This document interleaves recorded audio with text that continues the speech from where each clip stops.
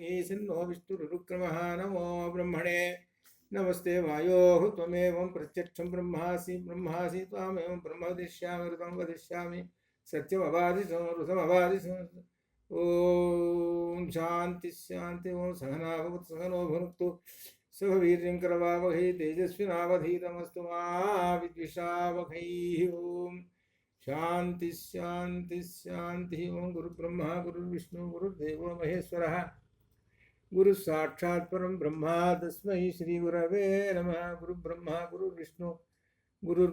गुरुर्विष्णु गुरुर्देवो महेश्वरः गुरु साक्षात् परम ब्रह्मा तस्मै श्री गुरवे नमः। तस्मै श्री ज्ञानतिमिरान्धस्य ज्ञानाञ्जनशलाकया चक्षुरुन्मीलितं येन तस्मै श्री गुरवे नमः। सदाशिवसमारम्भां व्यासशङ्करमध्यमाम् अस्मदाचार्यपर्यन्तां वन्दे गुरुपरम्परां व्यासं वसिष्ठनप्तारं शक्ते पौत्रमकल्मषं पराशरात्मजं वन्दे शुकतातं तपोनिधिं व्यासाय विष्णुरूपाय व्यासरूपाय विष्णवे नमो वै ब्रह्मनिधये वासिष्ठाय नमो नमः। वासिष्ठाय नमो नमः। श्रुतिस्मृतिपुराणानाम् आलयम् करुणालयं नमामि भगवत्पादं शङ्करं लोकशङ्करं स्फुरदिन्दुविकासमन्दहासां स्फुरदिन्दीवरलोचनाभिरामाम् अरविन्दसमानसुन्दरास्याम् अरविन्दासनसुन्दरीम् उपासे।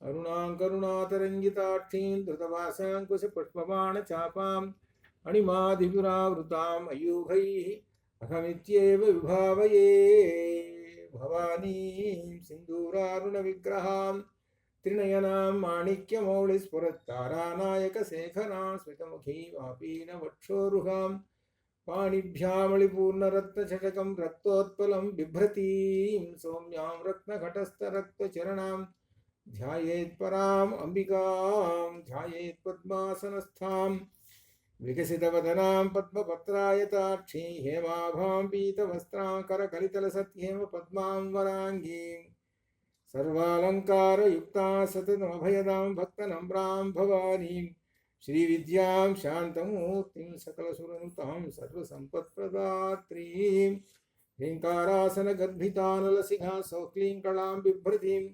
सौवर्णाम्बरधारिणी वरसुधाधौतां त्रिनेत्रोज्ज्वलां वन्दे पुस्तकपाशमङ्कुशधरां स्रग्भूषितामुज्ज्वलां त्वां गौरीं त्रिपुरां परात्परकलां श्रीचक्रसञ्चारिणी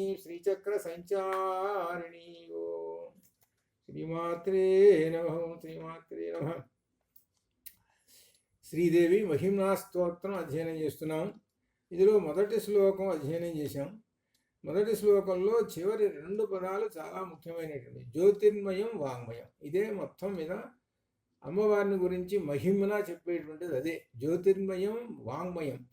జ్యోతిర్మయం అంటే అమ్మవారు పరంజ్యోతి. ఆ పరంజ్యోతి అనే మాట కూడా మనకు లలితలో వచ్చింది, విష్ణులో కూడా వచ్చింది.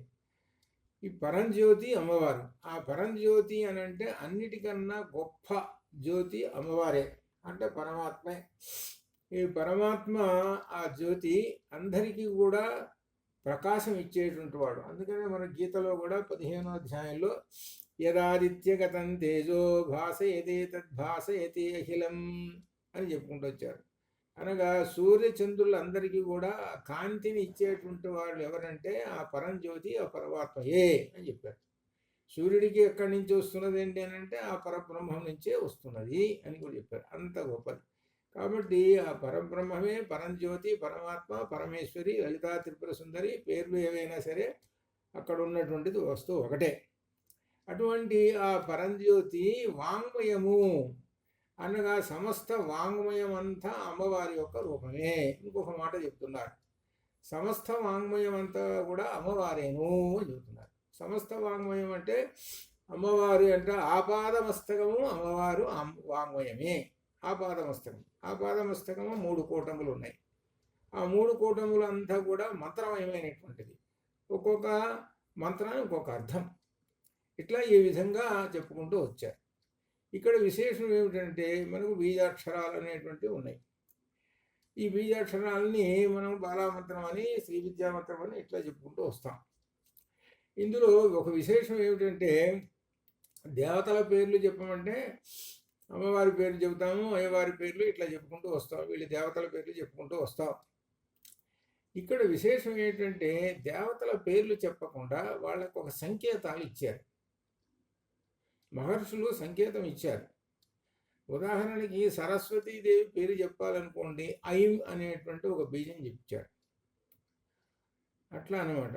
అలానే గణపతిని చెప్పాలనుకోండి, అప్పుడు గమ్ అనేటువంటి ఒక బీజాక్షరాన్ని ఇచ్చారు.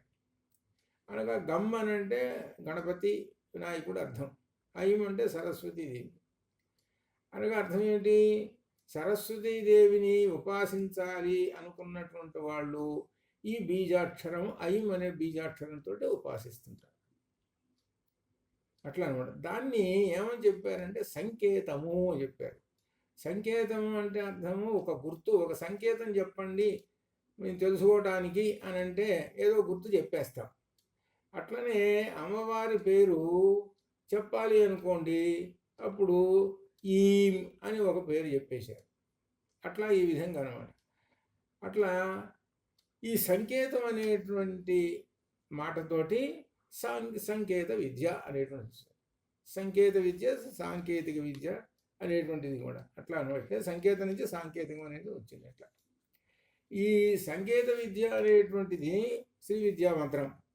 ఈ శ్రీ విద్యామంత్రము బాలామంత్రము ఈ రెండు ఒకటే. ఈ రెండు ఒకటే. రెండు శ్రీ విద్యామంత్రము బాలామంత్రం రెండు మూడు అక్షరాలు. శ్రీ విద్యా బాలామంత్రంలో ఉన్నటువంటి హల్లులు రెండు హల్లులు తీసేస్తే అప్పుడు సాంకేతిక విద్య వస్తుంది, శ్రీ విద్యామంత్రం వస్తుంది. ఈ శ్రీ విద్యామంత్రాన్ని విశాలం చేస్తే, విస్తృతం చేస్తే పంచదశి అవుతుంది. పంచదశి అంటే 15 అక్షరాలు 3 కూటములతోటి. ఎక్కడైనా సరే అన్ని 3 కూటములతోటి వచ్చేస్తుంది. బాలామంత్రంలో 3 కూటములు ఉన్నాయి. బాలామంత్రంలో ఐం క్లీం సౌహుం అనేటువంటిది ఒక 3 కూటాలు. ఈ 3 కూటాలు ఏంటి? బాల అమ్మవారు. ఈ 3 కూటముల యొక్క మయము అమ్మవారు. అమ్మవారు అంటే పరమాత్మ అని అర్థం. ఆ 3 కూటాలని అధ్యయనం చేసి ఆ ఉపాసన చేసినటువంటి ఏ సాధకుడైతే ఉన్నాడో ఆ సాధకుడు చివరికి అమ్మవారిని పొందుతాడు. పొంది అప్పుడు అతడు అహం బ్రహ్మాస్మి అవుతాడు. అది అహం బ్రహ్మాస్మి ఎక్కడ వచ్చింది? మహావాక్యాల్లో ఉంది. చివరికి ఎక్కడికి తీసుకుపోతుంది ఇది? ఈ బాలామంత్రం అంటే అహం బ్రహ్మాస్మి దగ్గర తీసుకుపోతుంది. అహం బ్రహ్మాస్మి అనేటువంటిది ఎప్పుడు తెలుసుకుంటాడు వాడు? ఈ సాధన చేసి చివరికి అహం బ్రహ్మాస్మి తెలుసుకుంటాడు. అహం బ్రహ్మ అస్మి 3 అక్షరాలు, 3 పదాలు. ఈ 3 పదాలు ఏమిటి? 3 అక్షరాలకు సంకేతం. 3 అక్షరాలు ఐం క్లీం సౌహం. ఇది 3 అక్షరాలు. అహం బ్రహ్మ అస్మి. ఈ 3 అక్షరాలని ఆరోహణం అవరోహణంలో చెప్పామనుకోండి, ఐం క్లీం సౌహం, సౌహం క్లీం ఐం అని అట్లా చెప్తాం. ఆరోహణం అవరోహణంలో చెప్తాం. అట్లనే అహం బ్రహ్మాస్మి కూడా అహం బ్రహ్మ అస్మి. అహం నేను బ్రహ్మమును, అస్మి అయి ఉన్నాను అని. దాన్ని కూడా తిప్పి చూస్తే అస్మి బ్రహ్మ అహం, అస్మి అయి ఉన్నాను బ్రహ్మమును నేను అని ఇటు తిప్పి చెప్పిన అర్థం, ఎటు తిప్పి చెప్పినా ఒకటే అర్థం వస్తుంది. ఇది ఇందులో విశేషం. అట్లనే మహావాక్యము ఇంకొకటి తత్వమసి కూడా వస్తుంది. ఆ తత్వమసి అనేటువంటిది కూడా మహావాక్యం వస్తుంది. అందువల్ల ఏంటంటే ఇందులో ఉన్నటువంటి రహస్యాలు ఎక్కడికి తీసుకుపోతాయి అంటే మనల్ని వేదంలోకి తీసుకుపోతాయి. అది ఇందులో ఉన్న విశేషం. ఇప్పుడు దీనిలో 2వ శ్లోకంలో గొప్ప విశేషాలు వస్తున్నాయి. ఆదిక్షాంత సమస్త వర్ణ సుమణి ప్రోతే వితాన ప్రభే బ్రహ్మాది ప్రతిమాభికీలిత షడాధారాది కక్షోన్నతే బ్రహ్మాండాబ్జ మహాసనే జనని తే మూర్తిం భజే చిన్మయీం సౌషుమ్నాయత పీత పంకజ మహామధ్య త్రికోణ స్థితాం. అమ్మవారు ఎక్కడ ఉన్నదో అవన్నీ కూడా దీనిలో వివరంగా చెబుతున్నారు. ఇందులో వరుసగా అర్థం చూసుకుంటూ వస్తే ఆదిక్షాంత సమస్తవర్ణ సుమణి ప్రోతే వితాన ప్రభే. వితానం అంటే పైన చాందిని, ఒక వస్త్రం, ఒక రంగుల లాంటి వస్త్రం వేస్తే అది ఏమిటిట? ఆ వస్త్రం అంటేట ఆదిక్షాంత సమస్తవర్ణ సుమణి ప్రోతే. అది ఆది. ఆ అంటే ఆ దగ్గర, ఆ అక్షరం దగ్గర నుంచి క్ష వరకు 50 అక్షరాలు. ఈ 50 అక్షరముల సమస్త వర్ణ, ఈ 50 అక్షరములతోటి ఇవి ఏమిటి? సుమణులు. అంటే మణులతోటి బాగా కూర్చి ఒక చాందినీని తయారు చేసి ఆ పైన కనుక వేస్తే తడతడలాడుతూ బాగా ప్రకాశవంతంగా ప్రకాశిస్తుంటుంది. అట్లనే ఈ 50 అక్షరములు అనేటువంటివి మణుల వంటివి, అనగా మిక్కిలి కాంతివంతమైనటువంటివి. అందుట్లో ఈ మణులు 50 అక్షరాలు తెల్లని కాంతి, కర్పూర కాంతి వంటివి. అటువంటి వాటిని ప్రోతే గుచ్చి ఒక తయారు చేశానమాట. వితాన ప్రభే. ఆ వితాన చాందినిలాగా వేస్తే అది ప్రభే, కాంతులతో, ఆ ప్రభావంత కాంతులతో మెరిసిపోతూ ఉన్నది. అనగా అమ్మవారి యొక్క పైన ఆచ్ఛాదనం ఏమిటయ్యానంటే అన్ని అక్షరాలే అని అర్థం. అది అక్షరమయము అని అర్థం ఒకటి. ఇక రెండో విషయం చెబుతున్నాడు. బ్రహ్మాది ప్రతిమాభికీలిత షడాధారాతి కక్షోన్నతే. బ్రహ్మ మూలాధారం, మూలాధారం నుంచి ఎన్ని షట్చక్రాలు. ఈ షట్చక్రాలు, మూలాధారం నుంచి షట్చక్రాలు 6 చక్రాలు ఉన్నాయి. ఈ 6 చక్రాలలో 6 దేవతలు. 6 చక్రాలలో 6 దేవతలు. వీళ్ళు బ్రహ్మ. బ్రహ్మ చెప్పంగానే విష్ణువు వస్తాడు. విష్ణువు తర్వాత రుద్ర వస్తాడు. బ్రహ్మ, విష్ణు, రుద్ర ముగ్గురు. ఈశ్వర 4. తర్వాత సదాశివ 5. చివర 6 ప్రణవం అంటే ఓంకారం. అంటే ఆజ్ఞాచక్రం దాకా 6 చక్రాలకి 6 దేవతలను చెప్పారు. అంటే ఇక్కడ ఏమిటనమాట? చివరిది ప్రణవము, 6వ చక్రం. ఏది? ఆజ్ఞాచక్రం దగ్గర ప్రణవం. కింద నుంచి పైకి వస్తుంటే వరుసగా త్రిమూర్తులు ఆ పైన వచ్చారు. ఇందులో సదాశివ దాకా కూడా మనం ఒక్కసారి ఆలోచన చూస్తే అమ్మవారి యొక్క మంచాధిశాయిని అని అనమాట. 4 కోళ్ళు బ్రహ్మ, విష్ణు, రుద్ర, ఈశాన 4 కోళ్ళు. 4 కోళ్ళు మంచం, 4 కోళ్ళు ఉంటాయి. ఆ మంచం మీద కూర్చున్నవాడు సదాశివ. తయారైపోయింది ఆ సదాశివ. ఆ సదాశివ తయారైపోయిన తర్వాత దాని మీద ప్రణవం కూర్చున్నది, ఓంకారము. ఆ ఓంకారమే ఆజ్ఞాచక్రంలో ఉన్నటువంటి ఓంకారం పరబ్రహ్మము అని చెబుతున్నాడు. ఆ పరబ్రహ్మమే అక్కడ నుంచి పరమాత్మ అనగా బ్రహ్మరంధ్రంలో ఉన్నటువంటి బిందువులకు చేరేటువంటి స్థాయి అనమాట. అక్కడి నుంచి ఓంకారం చేరుతుంది, అక్కడ అమ్మవారిలో లీనమవుతుంది అని భావం ఇది. సరే, ఇక్కడ ఏమిటంటే 6 దేవతలు ఉన్నారు అమ్మవారిలో. ఎక్కడి నుంచి? మూలాధారం నుంచి అని అర్థం. అయితే ఇప్పుడు అమ్మవారిలో మూలాధారం నుంచి 6 దేవతలు ఉన్నారని అంటే అమ్మవారిలో నువ్వు దర్శనం చేసుకున్నావు అనమాట. అంటే అమ్మవారు ఎవరో ఒకళ్ళు అని అనుకుంటాం. అమ్మవారంటే ఎక్కడో ఉన్నది అని అనుకుంటారు. ఈ అమ్మవారంటే ఎక్కడో లేదండి, మనమే. ప్రతి స్త్రీ, ప్రతి పురుషుడు ఒక అమ్మవారు. మనం సుఖాసనంలో అట్లా కూర్చున్నాం అనుకోండి, ఆ కూర్చొని ఉంటే మనం ఏ భావనతో ఉండాలంటే మనలో షట్చక్రాలు ఉన్నాయి. ఈ షట్చక్రాలని ఆధారం చేసుకొని ఈ 6 దేవతలు ఉన్నారు. ఒక్కొక్క దేవతకి అనేక దేవతలు, మళ్ళీ దేవతలకి ఉపదేవతలు, ఇట్లా ఈ విధంగా ఈ శరీరం అంతా దేవతామయము. అందుకనే మనకు లలితలో వస్తుందన్నమాట. 64 కోటి యోగిని గణసేవిత అని వస్తుంది. 64 కోట్ల మంది దేవతలు అమ్మవారిని ప్రతిష్ఠించి చుట్టూ ఉండి కీర్తిస్తూ ఉన్నారని వస్తుంది. ఈ దేవతలందరూ ఇట్లా ఉన్నారు ఇక్కడ. ఈ మూలాధార దగ్గర నుంచి ఇట్లా ఈ విధంగా ఉన్నారు. అనగా ఎవరో బ్రహ్మాది దేవతల దగ్గర నుంచి ప్రతిమ అభికీలిత షడాధార. ప్రతిమ అంటే రూపము అని అర్థం. ఈ బ్రహ్మాది దేవతలు ఒక రూపాన్ని దాల్చి ఈ లోపల షడాధారాది షట్చక్రములను ఆధారం చేసుకొని ఉన్నారు. ఒక కక్షగా ఒక వరుసలో ఉన్నారు. ముందు బ్రహ్మ, తర్వాత విష్ణు, విష్ణు తర్వాత రుద్ర, అట్లా వరుస. అంటే ఆ మధ్యలో ఒక ఆయన ఉండి ఇంకొక ఆయన మధ్యలో ఉండి అట్లా లేదు. స్టార్టింగ్ బ్రహ్మ దగ్గర నుంచి స్టార్ట్ అవుతుంది. అంటగా అర్థం ఏంటి? సృష్టి స్థితి లయలు అట్లా ఆ విధంగా ప్రారంభమయ్యి 6 చక్రాలకి ఈ దేవతలు అందరూ ఉన్నారు. అది ఇంకోటి చెప్పాడు. అనగా అర్థం ఏంటి? పైనేమో అమ్మవారి వస్త్రం చెప్పేశాడు. లోపలికి వెళ్ళాడు. లోపలికి వెళితే దేవతలందరూ కనపడుతున్నారు. తర్వాత బ్రహ్మాండాబ్జ మహాసనే జనని తే మూర్తిం చిన్మయీం. తే జనని హే మాత, తే నీ యొక్క జనని హే మాత, తే నీ యొక్క మూర్తిం రూపము, బ్రహ్మాండాబ్జ మహాసనే చిన్మయం. నీ రూపాన్ని దర్శనం చేసుకుంటున్నామమ్మా. అది ఎక్కడున్నదంటే బ్రహ్మాండ అబ్జ మహా ఆసనే.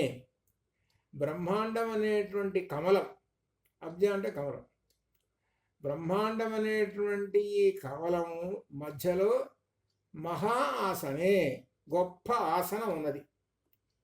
అనగా మిక్కిలి కాంతివంతమైనటువంటి ఒక ఆసనం ఉన్నది. ఆ ఆసనం మధ్యలో కూర్చొని ఉన్నావు నువ్వు. ఆ కూర్చున్నటువంటి అమ్మవారు నీవు ఎలా కనబడు? చిన్మయీం, చిత్మయీం, చిన్మయీం, జ్ఞానస్వరూపుడిగా నాకు కనబడుతున్నావమ్మా అని చెబుతున్నారు. అంటే శుద్ధంగా తెల్లగా కనబడుతూ ఉన్నది అమ్మవారు. ఎవరికి? ఈ సాధకుడికి. ఆ సాధకుడికి కనబడుతుంది అనమాట. ఎక్కడ? బ్రహ్మాండాబ్జ, బ్రహ్మాండం అనేటువంటి కమలములో మధ్యలో పెద్ద ఆసనం ఉన్నది, మహాకాంతివంతమైన ఆసనము. ఆ ఆసనంలో అమ్మవారు ఆసీనమై ఉన్నది.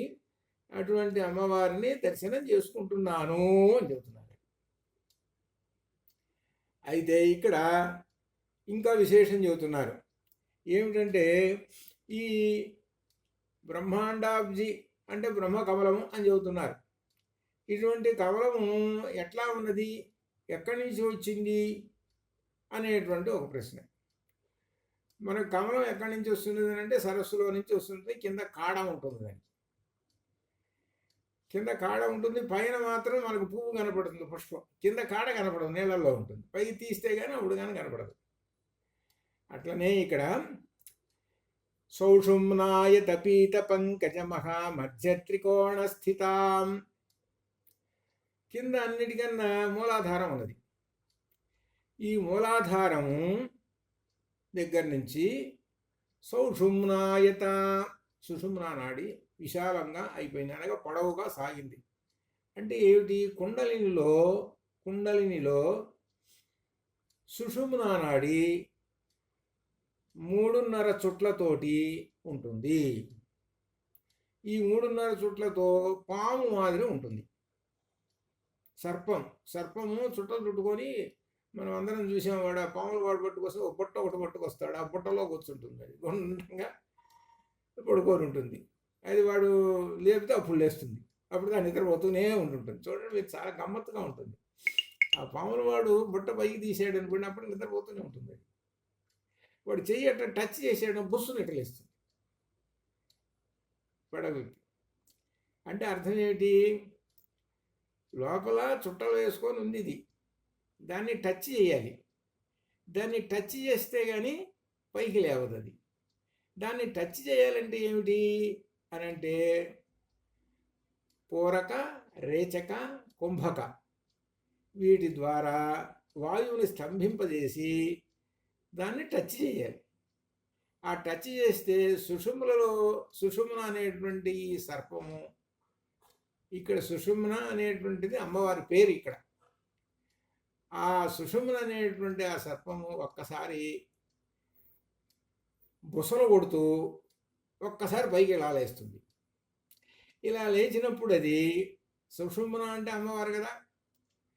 ఈ మధ్యలో 6 చక్రాలు ఉన్నాయి. ఈ 6 చక్రాలని భేదించుకుంటూ పైకి లేచేస్తుంది. 6 చక్రాలని భేదించేసేస్తుంది. భేదించుకొని పైకి లేచి ఎక్కడ టచ్ అవుతుంది, లాస్ట్ ఎక్కడ ఆ సర్పానికి అంటే బ్రహ్మరంధ్రంలో ఉన్నటువంటి లేక ఆ బ్రహ్మ కమలంలో ఉన్నటువంటి సహస్రార చంద్రము, అక్కడ ఆ సహస్రార కమలంలో తెల్లగా చంద్రుని మాదిరి ఒక ఘనీభవించినటువంటి ఒక చక్రం ఉంది. ఇప్పుడు మనం వెన్నపూస ఉందనుకోండి, గడ్డ కట్టింది అనుకోండి, దానికి వేడిలో వేసేస్తే అది మళ్ళీ రూపం మారిపోయి అంత ద్రవం అయిపోతుంది, దాని రూపం కూడా మారిపోతుంది. ఆ తెల్లగా వెన్నపూస రూపం కూడా మారిపోయి ద్రవం అయిపోతుంది. అట్లనే ఇది బుసలు కొడుతుంటే అగ్ని, సుషుమ్న ఇప్పుడు అగ్నితోటి ఆ బ్రహ్మరంధ్రంలో ఉన్నటువంటి ఆ చంద్రబింబాన్ని తాకుతుంది.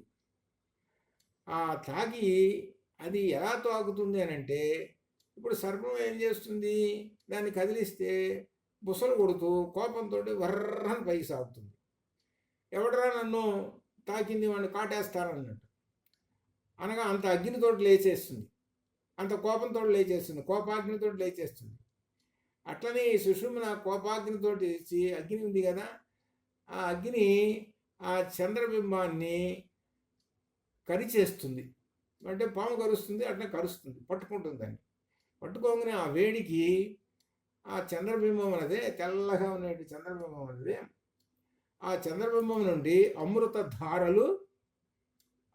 ధారలు అంటే మనం నెయ్యి ఎట్లయితే కరగబెడితే అంత నెయ్యి, ఇది వెన్నపూస కరగబెడితే నెయ్యి ఎట్లయితే వస్తుందో అట్లా అమృత ధారలు ఈ శరీరం అంతా 72,000 నాడులలో ప్రవేశించి ఈ శరీరం అంతా వజ్రమయమైపోయి మహాశక్తివంతమైన అవుతుంది.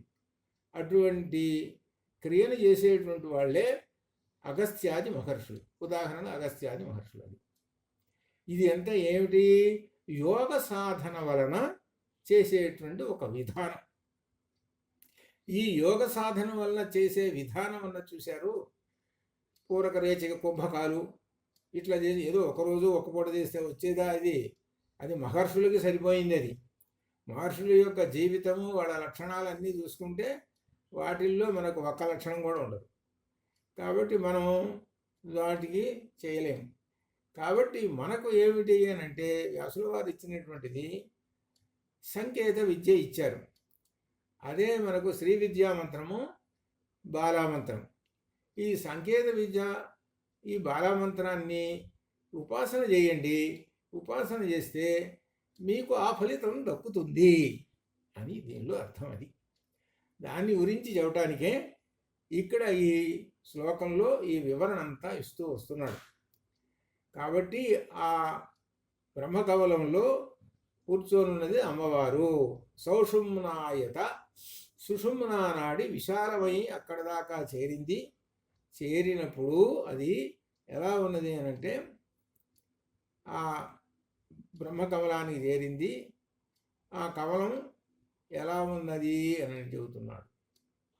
పీత పంకజ. పీత అంటే అర్థము బంగారం, పంకజం కమలం. ఆ కమలం మహామధ్య ఓ కమలం బొమ్మయండి. ఆ కమలం బొమ్మలో మధ్యలో ఏముంటుంది, సెంటరు కర్ణిక ఉంటుంది. సెంటర్ ఆ కర్ణికలో త్రికోణం వేయండి, ట్రయాంగిల్. ఆ ట్రయాంగిల్ ఏమిటి, సమబాహు త్రిభుజం అయి ఉండాలి. అది ఒకటి ఎక్కువ ఒకటి తక్కువ, అసమబాహు త్రిభుజం కాకూడదు, లంబకోణ త్రిభుజం కాకూడదు, సమబాహు త్రిభుజం కావాలి. ఈ సమబాహు త్రిభుజం అయి ఉండాలి. ఆ త్రికోణం వేయాలి. ఆ త్రికోణము మధ్యే ఆ త్రికోణం మధ్యలో ఒక బిందువు పెట్టండి. ఆ బిందువులో స్థితం ఉన్నది బైంద వాసన. మనకు దీనిలో వచ్చింది కదా, లలితలో వచ్చింది కదా, బిందువులో ఆసనము, బిందువులో కూర్చొని ఉన్నది అమ్మవారు. ఇది ఆ బిందువులో కూర్చొని ఉన్నది. ఇక్కడ మనం అమ్మవారు అని చెప్పుకుంటున్నాం. ఇది ఎక్కడి నుంచి వచ్చినది అని అంటే బిందువు అంటే సన్నటి చిన్న సున్నా చుట్టేస్తారు. పూర్ణమదః పూర్ణమిదం పూర్ణాత్ పూర్ణముదచ్యతే పూర్ణస్య పూర్ణమాదాయ పూర్ణమేవావశిష్యతే. అది పూర్ణం అంటే అర్థం ఏమిటి? పరమాత్మ పరబ్రహ్మము. అది ఆ పరబ్రహ్మం ఎక్కడ ఉన్నాడు అని అంటే మన బ్రహ్మరంధ్రం అనేటువంటి ఒక కమలంలో ఆ సెంటర్లో ఈ పూర్ణము ఉన్నది, అనగా బ్రహ్మము ఉన్నాడు. ఆ బ్రహ్మమునే అమ్మవారు అని లేక అయ్యవారని పరమాత్మ అని పేర్లు మాత్రం వేరు, అక్కడున్న వస్తువు ఒకటే. కాబట్టి బ్రహ్మరంధ్రంలో అక్కడ బిందు రూపంలో అమ్మవారు ఉన్నది. అమ్మవారు అక్కడ త్రికోణ మధ్యలో ఉన్నది. త్రికోణాంబిక, త్రికోణాంతరదీపిక. ఇదే ముఖ్యమైనటువంటి అత్యంత ముఖ్యమైనటువంటి నామం త్రికోణాంతరదీపిక. త్రికోణ అంతర అంటే త్రికోణ అంతః అంటే లోపల, దీపిక దీపము. దీపం ఏం చేస్తుంది? ఇంటి మొత్తాన్ని, ఆ గది మొత్తాన్ని ప్రకాశింపజేస్తుంటుంది. గది మధ్యలో పెట్టాము దీపం, గది అంతా నిండిపోతుంది. సెంటర్లో పెడతాం, మూల పెట్టాము, సెంటర్లో పెట్టేస్తే మొత్తం నిండిపోతుంది కాంతి. అట్లనే ఆ త్రికోణం అనేటువంటి ఆ మధ్యలో ఆ అమ్మవారు కూర్చోండి. ఆ అమ్మవారి యొక్క కాంతులు 3 భాగములయ్యి 3 బిందువులు ఏర్పడ్డాయి. 3 బిందువులు ఏర్పడ్డాయి. 3 బిందువులు ఏమిటి అని అంటే 3 శక్తులు అని అర్థం. ఆ 3 శక్తులు ఏమిటి అని అంటే సరస్వతి, లక్ష్మి, కాళి లేదా రుద్రాణి. దాన్నే మహాసరస్వతి, మహాలక్ష్మి, ఆ పేర్లని మహాకాళి అని అంటారు. వీటినే ఏమిటి? అమ్మవార్లు 3. అలానే గుణాలు త్రిగుణములు, సత్వ రజస్ తమో గుణాలు. సత్వగుణమేమో సరస్వతీదేవి, రజోగుణమేమో లక్ష్మీదేవి, తమో గుణమేమో కాళిక. ఈ 3 గుణములు మరలా మూర్తిత్రయం తీసుకుంటే ఎలా అవుతారయ్యానంటే సరస్వతీదేవి బ్రహ్మరూపంలో, లక్ష్మీదేవి విష్ణు రూపంలో, కాళిక ఏమో రుద్రుని రూపంలో మనకు కనపడుతుంటారు. వీళ్ళ 3 పైన ఉన్నారు. వీళ్ళ 3 ఆ సెంటర్ మధ్యలో ఉన్నటువంటి ఆ అమ్మవారిని సేవిస్తూ ఉన్నారు. ఎవరు వీళ్ళు? హరిహర బ్రహ్మాది సేవితాం. ఏది సౌందర్యలహరిలో 3వ లైన్లో ఉన్నది. వీళ్ళ 3 వాళ్ళు.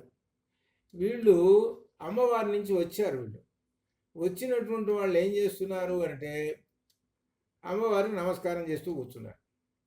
చేసిన తర్వాత అమ్మవారు వాళ్ళ కర్తవ్యం అప్పచెప్పింది. ఒరే మీకు కర్తవ్యం అప్పచెబుతున్నానరా, ఒక్కొక్కడు ఒక్కొక్క కర్తవ్యం.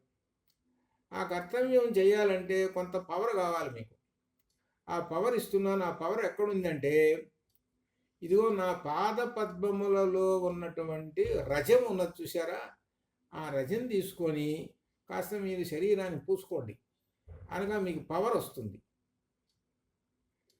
ఇక్కడ సౌందర్యలహరిలో ఎన్నో శ్లోకం వస్తున్నది.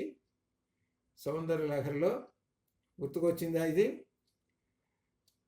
2 3 బ్రహ్మదేవుడు పూసుకున్నాడు, విష్ణువు పూసుకున్నాడు, రుద్రుడు పూసుకున్నారు. పూసుకుండేటప్పటికల్లా వాళ్ళకి అమితమైన శక్తులు వచ్చినాయి. ఆ శక్తులతోటి సృష్టి స్థితి లయాలు చేస్తున్నారు. వీళ్ళు ఎక్కడ ఉన్నారు? బ్రహ్మరంధ్రానికి దగ్గరలో ఉన్నారు. వాళ్ళు సృష్టి చేస్తూ చివరి దాకా ఎంతవరకు వాళ్ళ యొక్క సృష్టి సాగింది అని అంటే మన శరీరంలో ఉన్న 3 కూటముల వరకు వాళ్ళ సృష్టి సాగింది. మన శరీరంలో ఉన్న 3 కూటముల యొక్క ఆ దాకా సాగి చివరిది ఏంటి? శక్తి కూటం. శక్తి కూటం చివరిది. ఈ శక్తి కూటంలోనే మన వాగ్భవ కూటం ఉందనుకోండి. వాగ్భవ కూటం ఏమో అమ్మవారు సరస్వతీదేవి. కామరాజ కూటం ఉందనుకోండి, లక్ష్మీదేవి. శక్తి కూటం ఉందనుకోండి, పార్వతీదేవి, లేకపోతే శక్తి. లేదా కాళిక, ఇట్లా 3 కూటములు. ఈ 3 కూటములతోటి శరీరం అంతా నిండిపోయింది. వీళ్ళు అమ్మవారిని ఎప్పుడు వీళ్ళ ముగ్గురు సేవిస్తూ ఉంటారు. అమ్మవారి దగ్గర నుంచి తెచ్చుకోవాలి వీళ్ళు, శక్తిని తెచ్చుకోవాలి వీళ్ళు. కాబట్టి వీళ్ళందరూ ఎక్కడ ఉన్నారు అని అంటే ఎక్కడో లేరు, మన శరీరంలోనే ఉన్నారు. అది తెలుసుకోండి. తెలుసుకుంటే అమ్మవారు మన శరీరంలోనే ఉన్నారు. కాబట్టి మన శరీరంలో ఉన్నటువంటి ఎక్కడ ఉన్నది అమ్మవారు అంటే బ్రహ్మరంధ్రంలో ఉన్నది. ఆ బ్రహ్మరంధ్రమే అన్నిటికీ మూలమైనటువంటిది. అది ఎంత ఉన్నదయ్యా అని అంటే బ్రహ్మరంధ్రంలో అమ్మవారు బిందు రూపంలో ఉన్నది. ఆ బిందువే పరమాణువు. మనకు ఇందులో వస్తుందన్నమాట. లలితలో వచ్చింది, విష్ణులో కూడా పరమాణువు అని వచ్చింది. అక్కడ ఉన్నది ఆ పరమాణువు. మన బ్రహ్మరంధ్రంలో ఉన్న పరమాణువు మన శరీరం మొత్తాన్ని నడుపుతూ ఉంటుంటుంది. అట్లా ఆయన విధంగా. ఇప్పుడు అంత విశేషం త్రికోణ స్థితం అనే దానికి అంత విశేషాన్ని మనం చెప్పుకున్నాం. ఇక్కడ త్రికోణ స్థితం అనే దానిలో త్రికోణాన్ని గురించి చెప్పుకోవాల్సి వచ్చినప్పుడు ఆ త్రికోణం 3 సమబాహు త్రిభుజాలు, 3 సమబాహు త్రిభుజాలు. అవి 3 16 48 అక్షరాలు. 3 16 48 అక్షరాలు. మొట్టమొదటి 16 అక్షరాలు ఎవరు అచ్చులు, అవి తూర్పు భాగం వైపు. ఆ తూర్పు భాగం వైపు 16 అక్షరాలు. తర్వాత కింద దక్షిణ భాగం వైపు హల్లులు వస్తాయి. అక్కడ కా నుంచి 16 దాకా, అంటే తా అనే అక్షరం దాకా అక్కడ 16 అక్షరాలు వస్తాయి. ఇటు పక్కకు వచ్చేటప్పటికి ఉత్తరం వైపు వచ్చేటప్పటికి ఇక్కడ ఈ భుజం మీద 16 అక్షరాలు, అంటే థా నుండి సా వరకు, తా వరకు 16 అగిపోయిన. ఇక్కడ థా నుండి సా వరకు వస్తాయి 16 అక్షరాలు. అప్పుడు ఎన్ని అయినాయి? 3 16లు 48 అక్షరాలు అయినాయి. అయితే లోపల ఈ బిందువు మనకి ట్రయాంగిల్ అయింది కదా, బిందువు కదా 3 కోణాలకి. ఈ బిందువు లోపల ఆ బిందువును ఆశ్రయించి మనం వేస్తాము. ట్రయాంగిల్ చదువుకునేటప్పుడు వేస్తాం. ఆ పక్కన లోపల ఇట్లా వేసి ఇక్కడ ఇది 60 డిగ్రీలు, ఇక్కడ 90 డిగ్రీలు అని వేస్తాం, చూసావు? అట్లా బ్రాకెట్ వేసి. అట్లానే ఆ లోపల 3 అక్షరాలు ఉన్నాయి. ఆ 3 అక్షరాలు ఏమిటి అంటే పైనేమో పై బిందువు హ, పై బిందువు హ, కింద తూర్పు వైపున అళ, ఇటు దక్షిణం వైపు క్ష. ఇది హ ళ క్ష. అప్పుడు 3 అక్షరాలు. అప్పుడు 48 + 3 51. కానీ మనకు లలితలో ఏం చెప్పారు? 50 పీఠ రూపిణి అని చెప్పారు. లలితలో 50 అక్షరాలే చెప్పారు. ఇప్పుడు మనకు 51 తేలుతున్నాయి. ఎక్కడి నుంచి తేలుతున్నాయి అంటే ఒకటి అక్షరం ఎక్కడ ఉన్నది, అళ అనేది అక్షరం ఎక్కువ. ఎందుకంటే అళ అనే అక్షరం సంస్కృత భాషలో లేదు. వేదములన్నీ సంస్కృతమే, మన పురాణాలన్నీ సంస్కృతమే, అన్నీ సంస్కృతాలే. కాళీ అంటారు, లీ కాదు, కాళీ అసలు కరెక్ట్. అళ లేదు. మరి అళ ఎక్కడి నుంచి వచ్చిందండి? లేనటువంటి అక్షరం ఎక్కడి నుంచి వచ్చింది? మనం అళ రాసుకుంటున్నాం కదా, ప్రింట్లో కూడా ఉన్నది కదా, చెబుతున్నాం కదా, పలుకుతున్నాం కదా అని అంటే మనకు ద్రావిడ భాష యొక్క సంగమం ఉన్నది మనకి, ద్రావిడ భాష తెలుగు భాషకి. అందువల్ల ద్రావిడ భాషలో అళ ఉంది. ఆ అళ ద్రావిడ భాషలో ఉన్నటువంటి అళాని మన తెలుగు వాళ్ళు తీసుకొని లా స్థానంలో అళ పెట్టుకున్నారు. అది తర్వాత ఈ అళ అనే అక్షరం వచ్చి తర్వాత మార్పులు ఎన్ని తర్వాత అప్పుడు తీసుకున్నారు కొంతమంది, కొంతమంది తీసుకోలేదు. ఇది రకరకాలు. తీసుకుంటే 51, తీసుకోకపోతే 50. ఇది అర్థం. కాబట్టి మనకు ఎటైనా మనకి ఇబ్బంది ఏం లేదు. కాబట్టి కాళిదాసు అనాలనుకోండి, కాళిదాసు అంటాం.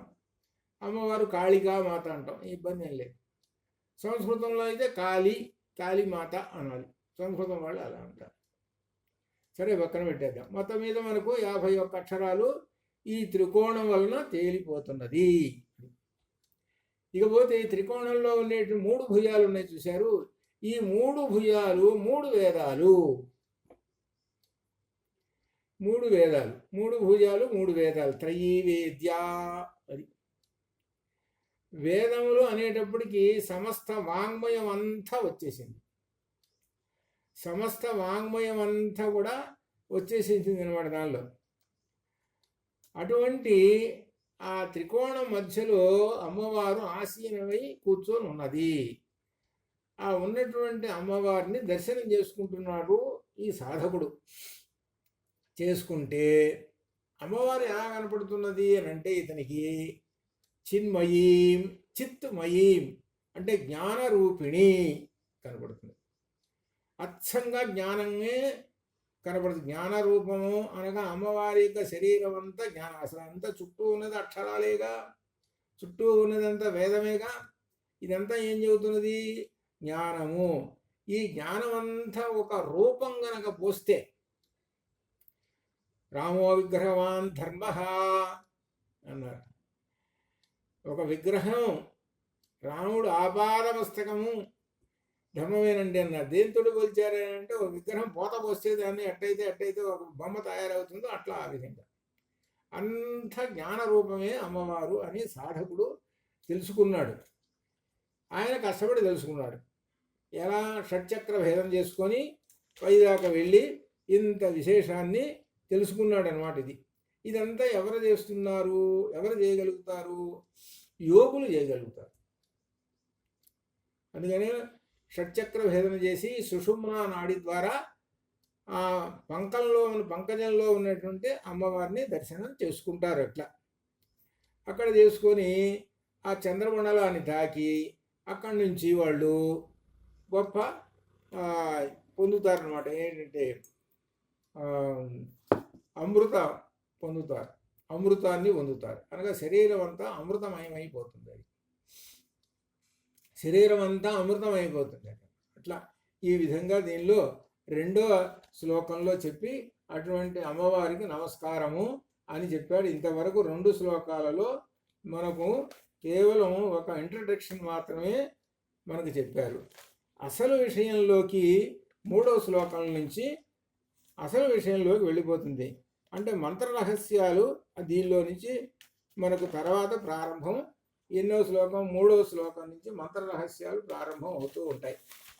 ఇక్కడ దీనిలో విశేషం ఇంతవరకు ఆదిక్షాంత సమస్త వర్ణ సుమణి ప్రోతే వితాన ప్రభే బ్రహ్మాది ప్రతిభాభికీలిత షడాధారాది కక్షోన్నతే బ్రహ్మాండాబ్జ మహాసనే జనని తే మూర్తిం భజే చిన్మయీం భజే సేవిస్తాను అనేది క్రియాపదం. భజే క్రియాపదం.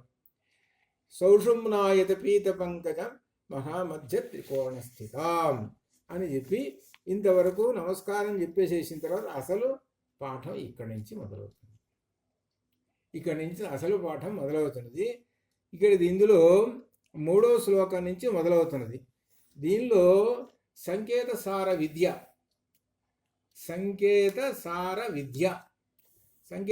విద్య అని నేను దాన్ని సూక్ష్మంగా మనకు నిన్న అనుకున్నాం. సంకేత సార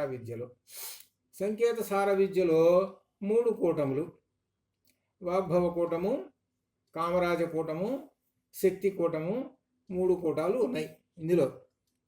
ఈ సంకేత సార విద్యలో మొట్టమొదటిది వాగ్భవ కూటం. ఈ వాగ్భవ కూటానికి యొక్క బీజాక్షరం ఏంటి? ఐం. సహజంగా మనం ఐ రాసిన తర్వాత 0 పెడతాం, కానీ అక్కడ మకారం పెట్టాలి. లెక్క ప్రకారం మకారం పెట్టాలి. ఈ బీజాక్షరాలన్నిటి కూడా చివర మకారం పెట్టాలి. 0 కాదు అసలు పెట్టాల్సింది. ఏదో 0 పెట్టినా కానీ పలుకుతున్నాం అనుకోండి. ఐం అనేటువంటిది ఈ మొట్టమొదటి పుస్తకంలో ఈ మంత్ర రహస్యాల్లో మొట్టమొదటి బీజాక్షరము ఐం అనేటువంటి బీజాక్షరం.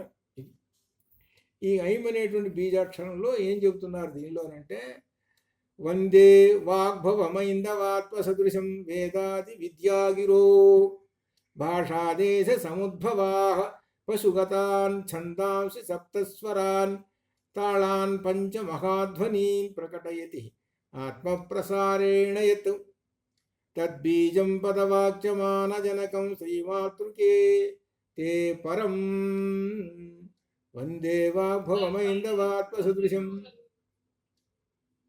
దానిపైన ఇంకొక శ్లోకం ఉంది గురువుగారు.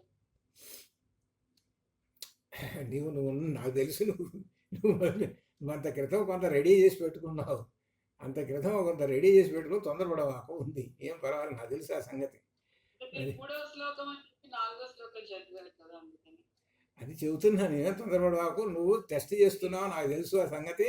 నువ్వు కొంత సమాచారం సేకరించుకొని ముందుగానే పుస్తకం చూస్తూ కూర్చున్నావు.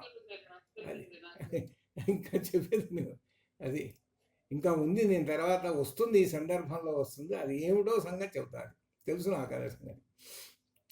వందే వాగ్భవమైందవాత్మసదృశం వేదాది విద్యాగిరో భాషాదేశ సముద్భవాక్ పశుగతాన్ ఛందాంసి సప్తస్వరాన్ తాళాన్ పంచమహాధ్వనీన్ ప్రకటయతి ఆత్మప్రసారేణ యత్ తద్బీజం పదవాక్యమానజనకం శ్రీమాతృకే తే పరం.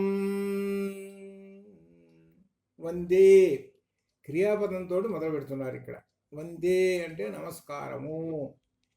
ఆ నమస్కారం ఏమిటి అని అంటే వాగ్భవం, మొట్టమొదట వాగ్భవం, వాగ్భవ కూటానికి నమస్కారం చెబుతున్నారు. వాగ్భవ కూటానికి వాగ్భవం ఐందవాత్మ సదృశం వేదాది విద్యాగిరః.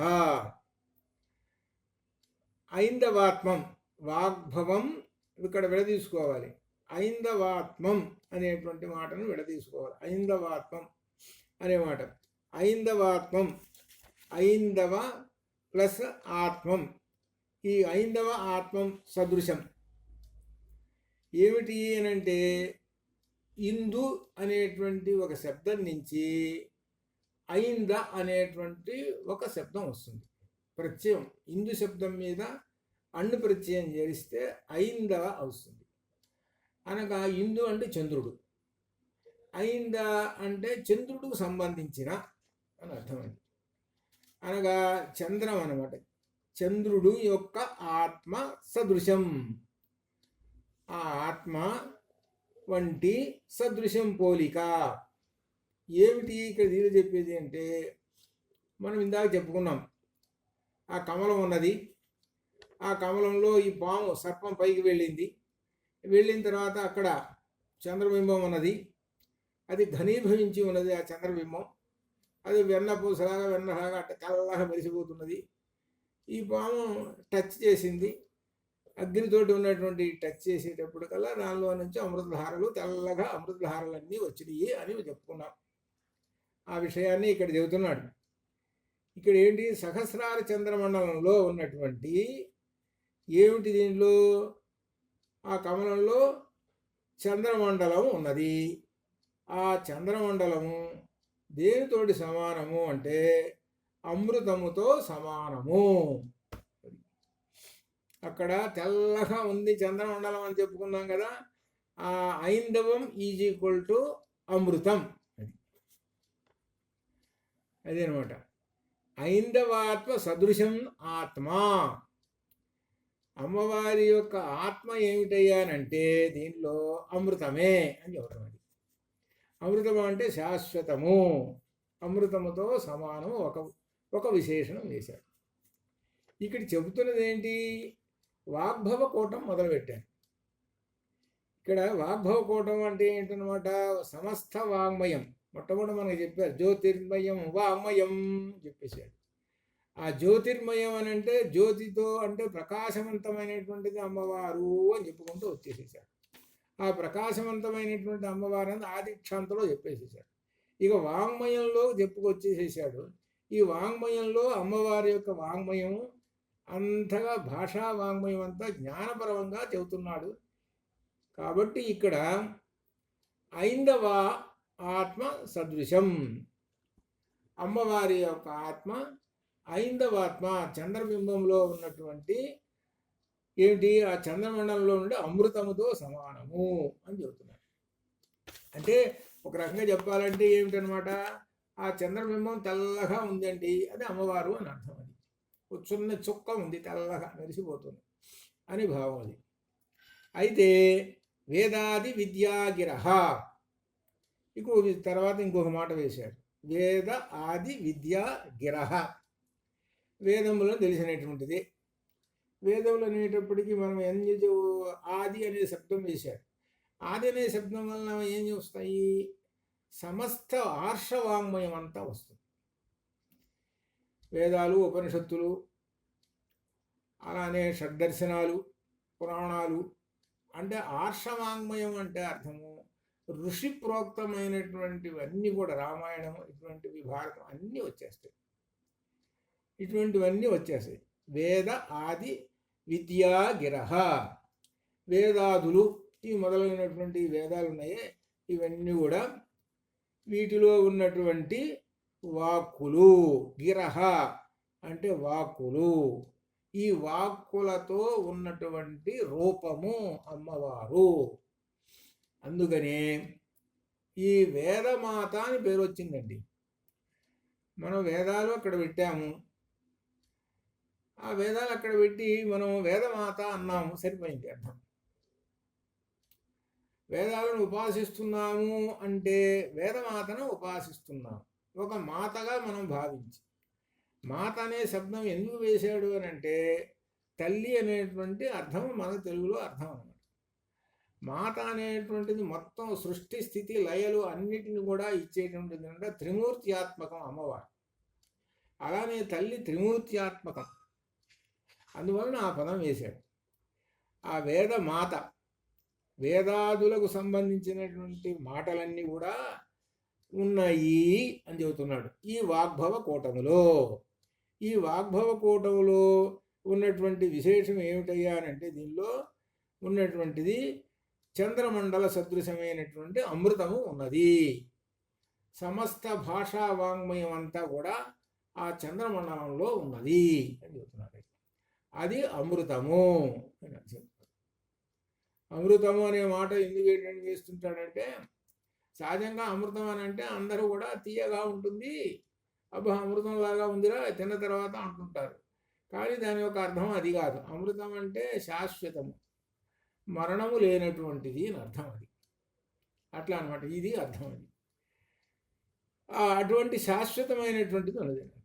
ఇకపోతే వేదాది విద్యాగిరహ ఆ వాగ్భవికూటంలో ఉన్నాయి ఏం చెబుతూ ఇక మూడో విశేషం భాషాదేశ సముద్భవాః. భాషాసే భాష అంటే మనకు తెలిసినటువంటిది. దేశ, ఒక్కొక్క దేశం ఉందనుకోండి, ఒక దేశంలో ఇంగ్లీష్ ఉంటుంది, ఇంకో దేశంలో జర్మన్ ఉంటుంది, ఇంకో దేశంలో ఫ్రెంచ్ ఉంటుంది, ఇంకో దేశంలో సంస్కృతం ఉంటుంది, టవిల్ ఉంటుంది, తెలుగు ఉంటుంది. ఆయా దేశంలో రకరకములైన భాషలు అన్నీ ఉంటాయి. ఈ భాషలన్నింటిలో కూడా వీటిల్లో కూడా సముద్భవాహ అన ఉద్భవించి ఉంటుంది అమ్మవారు. ఇప్పుడు వాళ్ళు ఉన్నారు, తమిళ్ వాళ్ళు ఉన్నారనుకోండి, మా భాష గొప్పదండి అంటారు. సరే, గొప్పది బాగానే ఉంది. ఆ భాషలో ఎవరు అమ్మవారు ఉంది. కన్నడం అట్లనే. అలానే ఇంగ్లీష్, మీరందరూ ఇంగ్లీష్లో మొదలు పెట్టారనుకోండి, ఇక చకా చకా చకా చెప్పేస్తారు. మీరందరికీ నాకు తెలుసు ఆ సంగతి. అంటే ఆ ఒక ఝరీ అట్లా వచ్చేస్తుంది. ఆ ఝరీ వస్తున్నది అని అంటే ఏమిటంటే విశేషము అమ్మవారి యొక్క స్వరూపము, అది అర్థం. అంటే అమ్మవారు ఆ భాషలో ఉన్నది. ఆ భాష మాట్లాడుతున్నామంటే అమ్మవారి యొక్క అనుగ్రహం ఉన్నది అని అర్థం. అది భాష. ఇక్కడ ఇంకా విశేషాలు ఉన్నాయి. ఆ భాషలు అట్లా ఆయా దేశాల్లో భాషలు పుట్టినాయి. అవన్నీ కూడా ఆ భాషలు కూడా అన్నీ కూడా అమ్మవారే ఇక్కడ చెప్తాను. అంతేగాని నాకు తెలుగు వచ్చు, ఇంగ్లీష్ నేను చేదరించుకుంటాను అని అంటే తప్పు. నాకు ఇంగ్లీష్ వచ్చు, నాకు ఇది అని తప్పు. అంటే అర్థం ఏంటి? అమ్మవారిని ద్వేషించినట్టు అవుతుంది. ప్రతి భాష అమ్మవారే చెబుతున్నాడు. అది అందువల్ల అనమాట. అటు కొంతమంది ఇంగ్లీష్ వచ్చు, కొంతమంది ఉన్నారండి మనం అతి చాదస్తులు. ఆయన సంస్కృతంలోనే మాట్లాడతాడు, సంస్కృతంలోనే మాట్లాడతాడు. బాగానే ఉంది, అంతవరకు బాగానే ఉంది. ఇంగ్లీష్ ఉంది అనుకోండి, ఇంగ్లీష్ వద్దయా అని అంటారు. సరే, కరెక్టే, ఇంగ్లీషు అవసరాన్ని బట్టి ఇంగ్లీషు మాట్లాడాలి, కరెక్టే, బాగానే ఉంది. కానీ ఎక్కడికి పోయినామనుకో ఇంగ్లీష్ అక్కడ అవసరం కాబట్టి ఇంగ్లీష్ ఉపయోగించాలి, ఇక్కడ సంస్కృతం అవసరం, సంస్కృతం ఉపయోగించాలి.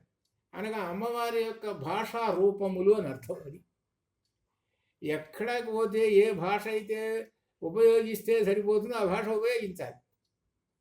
అంతేగాని నా భాష గొప్పది నీ భాష గొప్పది కాదు అని అంటే అమ్మవారిని ద్వేషించినట్టు అవుతారు.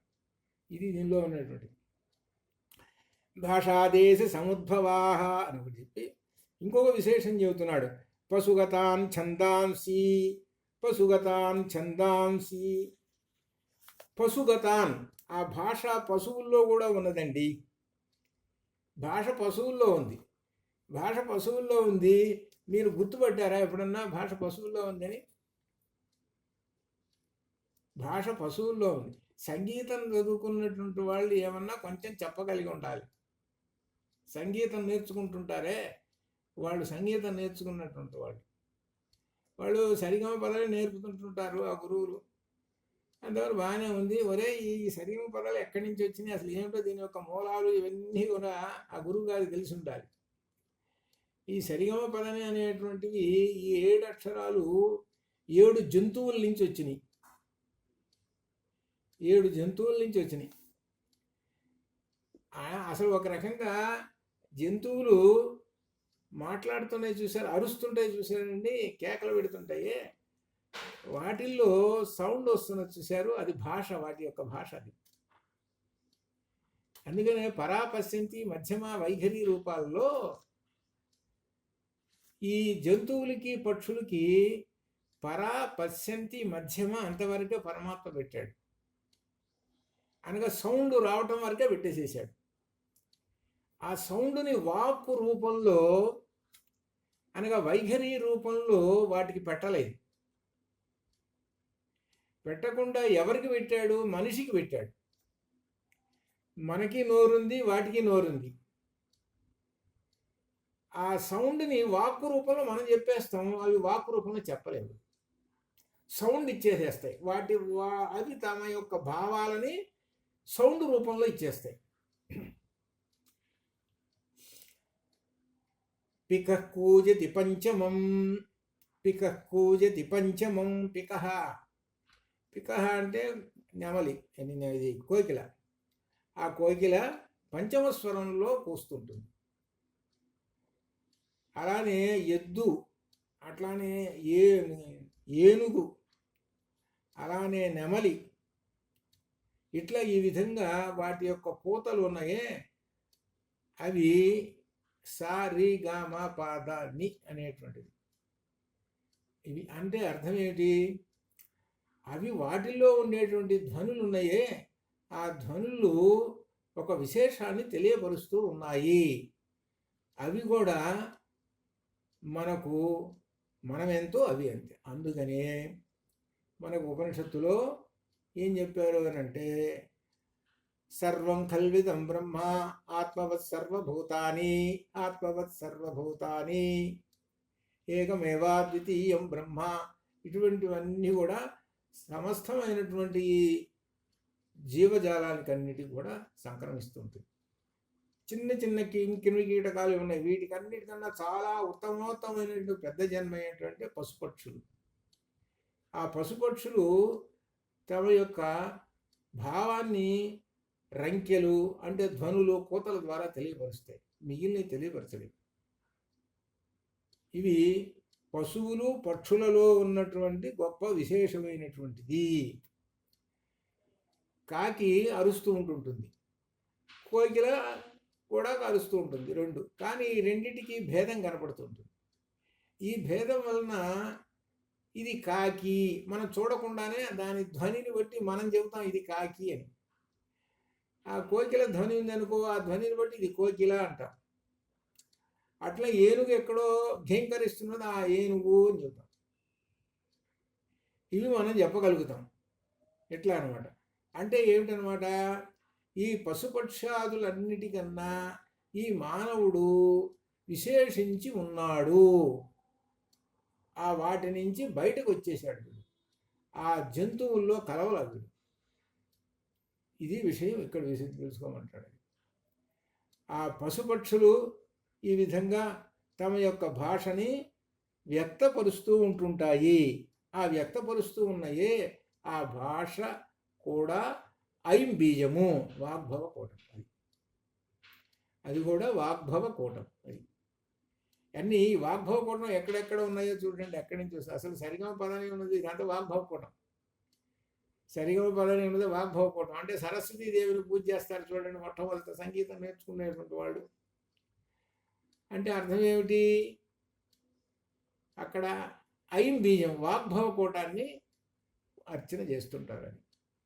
ఆ సంగీతంలో ఉన్నటువంటి గొప్ప విశేషం ఏమిటనంటే, ఎంతటి మహాజ్ఞానం, గొప్ప జ్ఞానం అంతా కూడా అందులో నిక్షిప్తం చేసి పెట్టారు, నిక్షిప్తం చేశారు సంగీతంలో. వెనక ఈ సంగీతజ్ఞులు వీళ్ళందరూ అనమాట. అట్లా ఈ విధంగా మనం పశుపక్షుల్లో ఉన్నటువంటి ఆ భాషలను కూడా మనం అమ్మవారి యొక్క ఐం బీజము వాగ్భవకూటంగా తెలుసుకోండి అని చెబుతున్నారు. ఎందుకంటే దీనిలో ఉపనిషత్తుల్లో వచ్చింది కదా, ఏమిటి? అన్నిట్లోనూ సమం సర్వేషు తిష్టంతం పరమేశ్వరం, సమం సర్వేషు తిష్టంతం పరమేశ్వరం. ఆ పరమేశ్వరుడు మానుషుల్లోనే కాదయా కూర్చుంది, అందరికీ సమానమైనయా ఆయన. కాకిలోనూ ఉన్నాడు, కోకిల్లోనూ ఉన్నాడు, పాములోనూ ఉన్నాడు. సమం సర్వేషు తిష్టంతం పరమేశ్వరం, అన్నిట్లో సమానంగా ఉన్నాడు. ఉండి వాటి యొక్క దాని ప్రకారంగా ఆ భాషల్ని వాటిని వ్యక్తపరుస్తూ ఉన్నారు అమ్మవారే ఆ వాగ్భవకూటం. అయిపోయిన తర్వాత ఛందాంసి, ఇది ఛందాంసి 7 ఛందస్సులు. 7 ఛందస్సులు మనకు మొత్తం 7 ఛందస్సుల్లో నుంచి సుమారు 3000 ఛందస్సులు పుట్టినయి అని చెబుతారు. ఇది వేదంలో ఉన్నాయి ఛందస్సులు, 7 ఛందస్సులు. ఈ ఛందస్సుల్లో నుంచి 7 ఛందస్సుల్లో నుంచి ఉపఛందస్సులు పుట్టినాయి. ఆ ఛందశాస్త్రం ప్రకారంగా ఆ ఛందశాస్త్రం ప్రకారంగా కవులు మహాగ్రంథాలు రాశారు. ఛందశాస్త్రం ప్రకారంగా వాల్మీకి రామాయణం రాయక ముందు దాకా కూడా అనుష్ఠుప్ ఛందము, వేద 7 ఛందాల్లో ఉన్నటువంటి అనుష్ఠుప్ ఛందాన్ని బయటికి తీయలేదు. అనుష్ఠుప్ ఛందాన్ని బయటికి తీయలేదు, వేదంలో ఉండిపోయింది. అనుష్ఠుప్ ఛందం అంటే 7 ఛందాల్లో ఒకటి. మొత్తం అసలు 7 ఛందాలు ఏమిటయ్యానంటే గాయత్రి ఛందస్సు, ఉష్ణిక్ ఛందస్సు, అనుష్ఠుప్ ఛందస్సు, త్రిష్టుప్ ఛందస్సు, విరాట్ ఛందస్సు, బృహతి ఛందస్సు, పంక్తి ఛందస్సు అని 7 ఛందస్సులు. ఈ ఛందస్సులు 7 నుంచి అనేకమైన పుట్టిని. వీటిలో అనుష్ఠుప్ ఛందస్సు అనేది ఒకటి ఉంది. ఈ అనుష్ఠుప్ ఛందస్సు 32 అక్షరాలతోటి ఉంటుంది. ఈ మంత్రం ఈ 32 అక్షరాలతో ఉన్న దాన్ని సులభం చేసి లౌకిక భాషలో మొట్టమొదట వాల్మీకి మహర్షి మానిషాద ప్రతిష్టాంత్వం అగమ శాశ్వతీ సమాహ యత్క్రమంచ మిథునాదేకం అవధీహి కామమోహితం, మొట్టమొదటి అనుష్ఠుప్ ఛందం నుంచి వచ్చినటువంటి శ్లోకము. శ్లోకం వేరు, మంత్రం వేరు.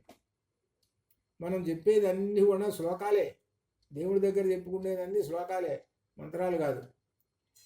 ఆ మంత్రాలన్నీ కూడా 7 ఛందస్సుల్లో ఉన్నాయి.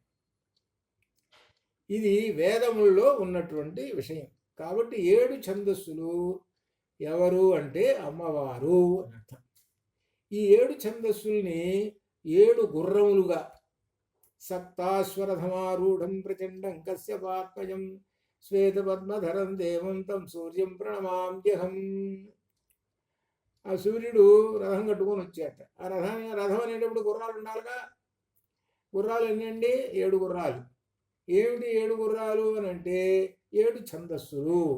ఆ 7 ఛందస్సులతో ఉన్నటువంటి వేదములు, మొత్తం వేదాల్లో ఉండేటువంటి 7 ఛందస్సులే 7 గుర్రాలు. ఆయన కూర్చున్నాడు. ఆ కూర్చున్నటువంటి ఆ సూర్యుడు ఎవరు అనమాట? వేదాలకి వేద సూర్యనారాయణుడు, ఆయన వేదనారాయణుడు అనమాట. ఇది రథంలో కూర్చున్న ఆయన వేదనారాయణుడు. అందుకని ఆంజనేయ స్వామి గారు ఆ సూర్యుడిని ఆరాధించి వేదాలు చదువుకున్నాడు అని మనకు ఆయన యొక్క చరిత్రలో చెప్పుకుంటుంటాం. అది ఎట్లా అనమాట. ఇకపోతే సప్తస్వరాన్, 7 స్వరాలు సరిగమ పదని. ఈ 7 స్వరాలు ఇప్పుడు స రి గ మ పదాన్ని ఉన్న 7 ఉన్నాయి కదా, 7 ఏదో మధ్యమం అని పంచమం అని ఈ విధంగా ఉన్నాయి. ఒక రాగంలో నుంచి ఇంకో రాగం, ఇంకో రాగంలో ఇంకో రాగం, అట్లా అనేక రాగాలు పుట్టినాయండి. అనేక రాగాలు ఉన్నాయి కదా, ఈ అనేక రాగములకు మూలమైనటువంటివి సప్తస్వరాన్. ఈ సప్తస్వరములు ఎవరు? అమ్మవారి యొక్క రూపమే. అమ్మవారి యొక్క రూపం, మొదటి రూపము వాగ్భవకూటము. అనగా సంగీతం నేర్చుకుంటున్నారు, సాధన చేస్తున్నారు అనంటే వాగ్భవకూటాన్ని సాధన చేస్తున్నారు అని అర్థం. అది ఒక రకంగా చూస్తుంటే మనం జాగ్రత్తగా ఆలోచిస్తే ఉదయం లేచిన దగ్గర నుంచి రాత్రి నిద్రపోయేదాకా మనం ఏ కూటాన్ని మొట్టమొదట ఉపాసన చేస్తున్నామంటే ఐం బీజాన్ని, అనగా వాగ్భవ కూటాన్ని. అన్నం తిను, అన్నం పెట్టు, ఏ పదాలు ఏమిటి? వాగ్భవ కూటమేగా. మరి అన్నం లేని అసలు వీడు బతకలేడు. అసలు అన్నీ కూడా చెప్పుకుంటుంటూ ఉంటుంటే ఆ మానవుడు అనేటువంటి వాడు ఈ వాగ్భవ కూటం నుంచే వీడు బయటపడతాడు. వాక్కు ఉంది వీడు. అందుకనే ఈ వాగ్భవ కూటం ఐం బీజాన్ని చక్కగా ఉపయోగించుకోండిరా, దుర్వినియోగం చేసుకోకండి. వాగ్భవ కూటాన్ని సద్వినియోగం చేసుకుంటే అమ్మవారు అనుగ్రహం ఇస్తుంది అని అర్థం. చాలామంది దుర్వినియోగం చేసుకునేటువంటి వాళ్ళు అనేక మంది ఉన్నారు. అనగా అర్థమేంటి? సరస్వతీదేవికి చక్కగా తెల్లని ఒక చీర కట్టి మూలా నక్షత్రం రోజున చక్కగా కూర్చోడు, చూడవచ్చుడుగా చాలా బ్రహ్మాండంగా ఉంటుంది. బాగుంది, సరి బాగానే ఉంది. అటువంటి సరస్వతీ మాతకి ఇక చెప్పే పని లేదు. ఎటువంటి చీర కట్టావో దుర్గంధము, లేకపోతే రకరకాల చిల్లులు, రకరకాల మసి ఉన్నటువంటి ఆ బొమ్మ కట్టి అక్కడ పెట్టి చూడండి అయ్యా అని అంటే ఎట్లా ఉంటుంది? అంటే అర్థమేంటి? ఈ భాషలు ఉపయోగించేటువంటి వాళ్ళు కర్ణ కఠోరంగా ఉంటుంటాయి కొంతమంది నోటిలో వచ్చేటువంటి భాష. నేను ఒకసారి విన్నాను, ఎక్కడో మహాపుణ్యక్షేత్రంలో విన్నాను. నేను అప్పుడు అనుకున్నాను, వీళ్ళు ఎందుకు వచ్చారా ఇక్కడికి అని అనిపిస్తుంది. కాశీలో విన్నాను. నేను ఒక గదిలో కూర్చున్నాను, వాళ్ళు ఒక గదిలో కూర్చున్నారు. కూర్చున్న తర్వాత సరే ఏమైనా బాగున్నాను, వాళ్ళు ఏదో మాట్లాడుతున్నారు. స్త్రీ ఆమె మాట్లాడుతున్నదండి ఫోన్లో. ఏంటి? స్త్రీ మాట్లాడకూడనటువంటి మాటలు. అంటే వివరాలు ఇవన్నీ ఇంకా అక్కర్లా. నేను పడుకున్నా, నిద్రపోతున్నటువంటి వాడిని లేపినట్టు లేపియ్యారు. ఈ భాష ఒకసారి వినవాయాను అని. ఏమిటి స్త్రీ అయ్యి ఏమిటి, ఈ భాష ఏమిటి ఉపయోగించడం? అందులో పుణ్యక్షేత్రానికి వచ్చి అందులో స్త్రీ అయ్యి ఉండి ఏమిటి ఇట్లా భాష మాట్లాడుతున్నది ఆ పల్లెటూరు? అంటే అర్థం ఏమిటి? వాగ్భవ కూటాన్ని అనగా అమ్మవారిని ఏం చేస్తున్నాడనంటే వాళ్ళు ఎంతటి దూషిస్తున్నారో చెప్పలేము. అంటే పుణ్యం కోసం వచ్చి పాపం మొడగొట్టుకొని పోతున్నారు. అందుకని మొట్టమొదట వాగ్భవ కూటం ఎవరు? శిరస్సు. అందుకనే కొంతమంది అంటుంటారు, ఎప్పుడైనా విన్నారు లేదా, ఎవరైనా నీకు అసలు తలకాయ ఉందా లేదా? తలకాయ ఉన్నోడేనా ఈ పని చేసేది? అసలు ఈ భాష నేను చాలా చోట్ల విన్నా. నేను తలకాయ తలకాయ లేకపోతే వాడు మనిషి ఎట్ అవుతాడు? తలకాయ ఉంది వాడికి. అదే అర్థం. ధ్వని ఏంటి అసలు అర్థం? ఈ తల అనేది వాగ్భవ కూటం రాయితీ. ఈ వాగ్భవ కూటం అంటే సరస్వతి మాత్ర. ఈ సరస్వతీదేవికి అనుగ్రహం ఉందా లేదా? సరస్వతీదేవి అనుగ్రహం అంటే నీకు మంచి మాటలు వస్తాయిరా, మంచి బుద్ధి కలుగుతుంది, మంచి మాటలు వస్తాయిరా, దాని యొక్క అర్థం అది. అంటే మనకి లౌకిక భాషలో ఈ మాట ఉపయోగిస్తున్నామంటే వాగ్భవ కూటాన్ని ఉపయోగిస్తున్నాం. అనగా వాగ్భవ కూటాన్ని మీరు ఉపాసన చేయండి. మొట్టమొదట ఐం బీజాన్ని ఉపాసన చేయండి. ఐం బీజం అంటే అర్థం ఏమిటో చెప్పుకుంటూ వస్తున్నారు. అమ్మవారి యొక్క శిరస్సు చెబుతున్నాడు ముందు ఇక్కడ. అందుకనే సర్వేంద్రియాణం నయనం ప్రధానం అన్నారు. సరే, అలానే సప్తాంగానం, అన్ని అవయవంలోకెల్లా శిరప్రధానం. అవయవాలు ఉన్నాయి, తలకాయ ఒకటి, మధ్యలో ఒకటి, ఈ విధంగా ఉండే కాళ్ళు చేతులు. ఏమిటయ్యా ఇంపార్టెంట్? శిరస్సు. ఆ ఇంపార్టెంట్ అయినటువంటి ఆ శిరస్సును గురించి తెలుసుకోండి ముందు అని చెబుతున్నారు. అది అట్లా ఈ విధంగా సప్తస్వరాన్. సరే, సప్తస్వరాలు తెలుసుకున్నామండి. సంగీతంలో కూడా అమ్మవారు. సంగీతం అంటే ధ్వని, సా రి అని చూస్తే మనకు ఒక ధ్వని వినపడుతుంటుంది, అక్షరాలు సరివాణి. ఇంకా ధ్వనులు ఎక్కడి నుంచి వస్తున్నాయి అని అంటే తాళాన్ పంచ మహాధ్వనీన్. తాళాలు సంగీతం నేర్చుకున్న వాళ్ళు ఆది తాళం మొదలు పెడతారు. ఈ విధంగా ఇంకొక రకంగా ఏమిటంటే ఈ తాళములు అనేటువంటివి 5 రకాలు. సంగీతం వాళ్ళకి వచ్చు అన్నమాట. ఇది 5 రకాల తాళాలు ఇవి. ఏమిటంటే ఈ తాళాలు దీనిలో విశేషమైనటువంటి, దీనిలో చెప్పుకోదగినటువంటి మొట్టమొదటి తతము, 2 ఆనర్థము, 3 ఘనము, 4 శిశిరము, 5 అనాహతము. 3 ధ్వనులు. మీరు ఇవంతా వింగడించుకోండి. ఈ 3 ధ్వనులు కూడా ఐంబీయం. దీనిలో ఒకటి తతము. తతము అనేటువంటి ఇది వీణ మొదలగునటువంటి వాటిని వాయిస్తుంటే వచ్చేటువంటి ఈ తాళాన్ని తతము అంటారు, వీణని. తర్వాత 2 ఆనర్థము. ఈ ఆనర్థం అనేటువంటి తాళము మధ్యలలో వాయిస్తుంటుంటే వస్తుంది. చూడండి, ఒక్కొక్క ధ్వనికి తేడా ఉంటుంది. చూడండి, మనం కనిపెడతాం ఇది వీణరా ఇది మధ్యలరా అని చెప్పేస్తాం, ఆ ధ్వనిని బట్టి చెప్పేస్తాం. తర్వాత 3 ఘనము. మూడవది ఘనం. ఇది కంచు. అంటే ఇప్పుడు మన తాళాలు ఉన్నాయి కొడతారు చూడండి, జక్క భజనలు ఇటువంటి చూస్తారు ఎట్లా, వాటి ద్వారా వచ్చేటువంటి ధ్వని అనమాట. అది కంచు. వీటి ద్వారా ఇది ఘనము. ఇకపోతే 4 సుషిరము. సుషిరం అంటే రంధ్రం. వేణు ఉంటుంది. ఆ వేణు అంటే అర్థం వెదురు చెట్టు. వెదురు చెట్టు నుంచి ఆ బొంగు ఉన్న చూసి సన్నగా కర్ర తీసుకొస్తాడు, దానికి 4-5 చిల్లులు పెడతాడు. చిల్లులు పెట్టి ఫ్లూట్ వాయిస్తుంటారు. ఫ్లూట్ అని అంటారే, దానిలో నుంచి సన్నగా వస్తుంటుంది, దానిలో నుంచి ధ్వని వస్తుంది. వేణుధ్వని అనమాట. ఆ వేణుధ్వని ఏంటి, మనం ఎన్ని సన్నాయిలు వాయిస్తుంది అన్నీ దానికి రంధ్రాలు ఉంటాయి చూడండి, పెద్ద పెద్ద మనం చూసినటువంటి అవి. శిశురం అంటే రంధ్రం. రంధ్రం ప్రధానం దానిలో. ఆ రంధ్రం ఉంటేనే అది ఉపయోగపడుతుంటుంది, ధ్వనిస్తుంటుంది. ఇకపోతే 5 అనాహతము. ఇదేంటి తెలుసు, ఇంతవరకు మనకు తెలిసినటువంటిది. ఇంకోటి ఏంటి లాస్ట్ది అనాహతము. ఈ అనాహతము అనేటప్పటికి ఏం తెలుస్తుందంటే, డాక్టర్ దగ్గరికి పోగానే ఆయన సెటస్కోప్ పెడతాడు. సెటస్కోప్ పెట్టి లోపల అనాహతం టకా ఎలా కొట్టుకుంటుందో చూస్తాడు. ఇవన్నీ పైన చెప్పినవన్నీ కూడా ప్రయత్నం చేస్తే వచ్చే ధ్వనులు ఇవి. ఈ వీణ ప్రయత్నం చేస్తేనే కదా ధ్వని వచ్చేది, లేకపోతే కోసం రాదు. మన శరీరంలో లెఫ్ట్ సైడ్ ఉన్నది ఒక ఏంటి, వీటి మాదిరిగానే ఒక వాయిద్యం ఉంది. లెఫ్ట్ సైడ్లో ఒక వాయిద్యం ఉంది. ఆ వాయిద్యం ఎప్పుడూ మధ్యన మాదిరి మోగుతూ ఉంటుంటుంది.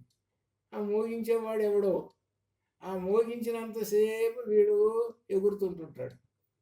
ఆ మోత అయిపోయేటప్పటికీ ఇంతే సంగతులు. ఇది అనగా ఇప్పుడు కూడా చూడండి, కొంతమంది అబ్బో గుండె కొట్టి ఇటు పక్కన ఆ గుండె కొట్టుకుంటున్నదండి అంటుంటారు. ఆ లెఫ్ట్ సైడ్ చేసి ఆ గుండె కొట్టుకుంటున్నదండి అంటారు. అది కూడా ఒక ధ్వని. ఈ ధ్వని కూడా ఎక్కడ ఉన్నది అని అంటే ఐం బీజం. చూసారా, ఐం బీజం ఎంత దూరం దాకా వెళ్ళిపోయిందో. ఆ సరస్వతీ మాత అనుగ్రహం ఉంటే ఈ గుండె దడదడా కొట్టుకుంటూ మధ్యలో ధ్వనిలాగా ఉంటుంటుంది ఐం బీజం.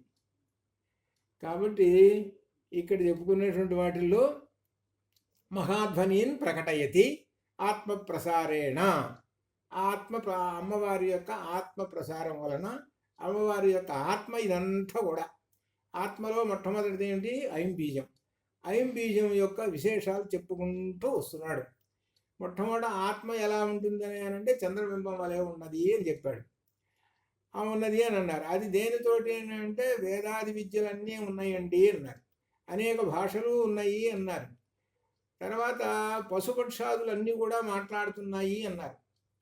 సప్తస్వరాలు కూడా అన్నీ ఉన్నాయండి అన్నారు. ధ్వనులైనటువంటి తాళాలన్నీ ఉన్నాయి అన్నారు. అలానే ధ్వనులు ఇప్పుడు చెప్పుకున్న 5 ధ్వనులు ఉన్నాయి అని చెప్పారు. ఇటువంటి ఐం బీజం తత్ బీజం, అది తత్ బీజం, తత్ ఆ బీజం ఐం బీజం పదవాక్యమానజనకం. పదవాక్యమానజనకం. పదవాక్యమానజనకం. ఈ ఐం బీజము పదములు. పదం తయారు కావాలనుకోండి, కొన్ని అక్షరాలు అయితే పదం అవుతుంది. కానీ అక్షరం చేర్చాడు, తర్వాత మా తీసుకొచ్చి ఒక పక్కన పెట్టాడు, దాని తర్వాత లా పెట్టాడు, ఇప్పుడు చదవండి అన్నారు, సరిపోయింది ఒక అర్థం. కమల ఒక అర్థం సరిపోయింది, ఒక పదం తయారైపోయింది. పదం ఇస్తున్నామంటే దానికి అర్థం ఉంటేనే పదం. నేను నా ఇష్టం వచ్చినట్టు అక్షరాలు ఆ అక్షరం ఏదో పిచ్చి పిచ్చి చేపెడతానంటే అది కుదరదు. ఆ పదము ఎవరు స్వరూపము? అమ్మవారి స్వరూపం. అన్ని పదములన్నీ కూడా అమ్మవారి స్వరూపము. వేదం అక్కడ పెట్టామండి, ఆ వేదం ఎవరు? అన్ని పదాలు ఉన్నాయి. ఒక శ్లోకం ఉన్నది, శుక్లాంబరధరం విష్ణు అని చదువుతున్నాం. శుక్ల అంబర ధర, ఈ విధంగా పదాలు ఉన్నాయి. ఈ పదాలన్నీ కూర్పు వలన ఒక భావం వస్తుంది. ఆ పదములు అమ్మవారే. కొన్ని పదాలు కలిసినాయి, ఆ పదాలు కలిస్తే అది వాక్యం అయిపోయింది. అంతే కదా, కొన్ని పదాలు కలిస్తే ఒక వాక్యం అయిపోయింది, ఒక వాక్యం ఒక సెంటెన్స్ అయిపోయింది. ఇవన్నీ పుట్టడం అనేటువంటిది కూడా ఈ భాషలో ఉన్నది అని చెబుతున్నాడు. అనగా ఈ ఐన్ అనేటువంటి బీజం వలననే జనకం, ఆ ఐందం అనేటువంటి ఆ బీజమే జనకం వీటికి. ఆ ఐందం అనేటువంటి ఆ బీజమే శ్రీమాతృకే తే పరం. తే నీ యొక్క శ్రీమాత, హే మాత, నీ యొక్క పరమైనటువంటి బీజము. పరం అంటే శ్రేష్టమైనటువంటి ఈ బీజము అని చెబుతున్నాడు. కాబట్టి ఈ వాగ్భవ కూటంలో ఉన్నటువంటి ఈ బీజము అని చెబుతున్నాడు. ఐం అనేటువంటి ఈ బీజం, ఐం అనేటువంటి ఈ బీజం పరమ శ్రేష్టమైనటువంటిది ఈ బీజము. ఈ బీజాన్ని మీరు ఉపాసన చేయండి అని చెబుతున్నారు. ఇది మహాశక్తివంతమైనటువంటిది ఈ బీజము అని చెబుతున్నారు. అయితే ఐ అనేటువంటి బీజము ఎక్కడ ఉన్నది? అచ్చుల్లో ఉంది, మొదటి 16 అక్షరాలలో ఉంది. 16 అక్షరాలలో ఐ అనేటువంటి అక్షరము 12వ అక్షరం, ద్వాదశాక్షరం, 12వ అక్షరం అన్నమాట. ఇది ఈ వాగ్భవ కూటంలో ఉన్నటువంటి 12వ అక్షరం ఐ. కాబట్టి అటువంటి అక్షరానికి నమస్కారము. ఇంకా ఐ అనే దానికి కూడా 3 వేదముల యొక్క సమాహారము. 3 వేదముల యొక్క సమాహారము ఐ. 3 వేదముల్లో చెప్పేటువంటి పదవాక్యములు ఇవన్నీ కూడా వాగ్భవ కూటము, అనగా ఐం బీజము, సరస్వతి బీజము. వేదం లేకపోతే మనం లేము, వేదం లేకపోతే మనం లేము. వేదం అంతా పరమ ప్రామాణికం. వేదం ప్రకారం మనం నడుచుకుంటాం. వేదం అనేటువంటిది జ్ఞానస్వరూపం ఇది. కాబట్టి వేదం అనేది ఐం బీజం, 3 వేదముల సమాహారము. అటువంటి ఐం బీజమును ఉపాసన చేయండి. ఇది ఎందుకనంటే విశేషం చెప్పేది దీనిలో, ఐం బీజాన్ని ఉపాసన చేసేటప్పుడు, ఒక్కొక్క బీజాన్ని ఉపాసన చేసేటప్పుడు ఆ బీజం యొక్క అర్థం ఏమిటి, ఈ బీజానికి మూలం ఏమిటి అనేటువంటి విషయం అంతా తెలుసుకొని ఆ బీజాన్ని, ఆ బీజాక్షరాన్ని ఉపాసన చేస్తే తగినటువంటి ఫలం వస్తుంది. ఇది అర్థం అన్నమాట. అట్లనే ఇక్కడ ఇందాక శర్వాణి అన్నది 3వ శ్లోకం తర్వాత 4వది ఉందండి. ఇక్కడ ఏమిటంటే ఈ శ్లోకాలు మొత్తం శ్రీదేవి మహిమ్నా స్తోత్రంలో 56 శ్లోకాలు. ఒక 4 శ్లోకాలు ప్రక్షిప్తం. అది ప్రక్షిప్తం అంటే మీకు తెలుసు కదా, ప్రక్షిప్తం అనే దానికి అర్థం తర్వాత చేర్చారు ప్రక్షిప్తం. అందుకని 56 చెప్పుకున్న తర్వాత 4 చెప్పుకుంటారు. అయితే ఆ శ్లోకం ఏమిటంటే తర్వాత మనకు ఈ 3వ శ్లోకం చెప్పుకోగానే దానికి చెప్పుకుంటే ఎవరన్నమాట, ఆ ఎవరు మాత అనేటువంటి ప్రశ్న వేస్తే ఆ శ్లోకం ఏమిటనమాట, శ్రీ లలితా పరమేశ్వరి అని అర్థం. శ్రీ లలితా పరమేశ్వరి యొక్క రూపం. లలితా పరమేశ్వరి 4 చేతుల్లో ఉన్నటువంటి అంకుశము, ఇక్షుకోదండము ఇవన్నీ ఉన్నాయి. కాబట్టి ఈ రూపమే ఇక్కడ చెబుతున్నటువంటి లలితామాత అని అక్కడ చెప్పాడు. ఇది ప్రక్షిప్తమైనటువంటి శ్లోకం. ఆ ప్రక్షిప్తమైనటువంటి శ్లోకాన్ని తగిన సమయంలో అప్పుడు మీకు ఇద్దాంలే అని అనుకున్నాను. అట్లా 4 శ్లోకాలు ఉన్నాయన్నమాట ప్రక్షిప్తాలు. 56 శ్లోకాలు అసలు మూలం అన్నమాట. అది అంతవరకు శుభం భూయాత్తు. మళ్ళా రేపు అట్లనే చూద్దాం. అంతవరకు ఓం పూర్ణమదః పూర్ణమిదం